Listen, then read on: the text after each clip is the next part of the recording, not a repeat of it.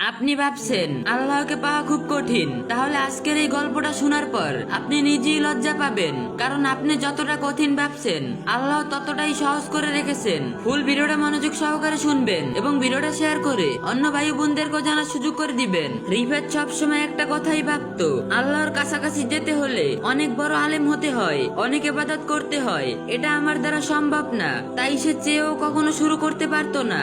মনে হতো আমি তো পারবো না, তাহলে শুরু করে লাভ কি। একদিন রাতে সবাই ঘুমিয়ে গেছে, চারপাশে একদম নীরবতা। রিফাতের ঘুম আসছিল না। হঠাৎ তার মনে একটা প্রশ্ন এলো, আমি কি সত্যি এত দূরে আছি আল্লাহর থেকে? সে উঠে অজু করলো, ধীরে ধীরে 2 রাকাত নামাজ পড়লো, তারপর সিজদায় গেল। সেদিন সে একটু বেশি সিজদায় থাকলো। প্রথম 10 সেকেন্ড, তারপর 30 সেকেন্ড, তারপর 1 মিনিট। কিছু বলছিল না, শুধু চুপচাপ ছিল।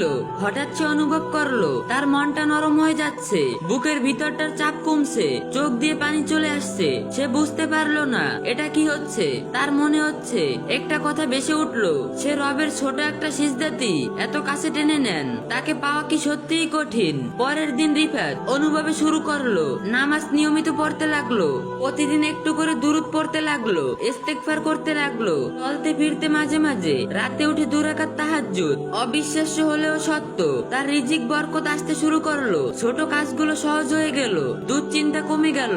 আর সবচেয়ে বড় জিনিস, সে একা অনুভব করতো না নিজেকে। একদিন সে আয়নার সামনে দাঁড়িয়ে হেসে ফেললো। তার মনে হলো, আমি যখন একটু হাসি আল্লাহ খুশি হন, আমি যখন 5 মিনিট সেজদায় থাকি আল্লাহ আমাকে কাছে টানেন, আমি যখন তাহাজ্জুদ পড়ি আল্লাহ আমাকে ভালোবাসেন, আমি যখন দুরূদ ইস্তেগফার করি আল্লাহ আমার রিজিক বাড়ান। সেদিন সে বুঝে গেল আল্লাহকে পাওয়া কঠিন না, আমরাই শুধু শুরুটা করতে দেরি করি।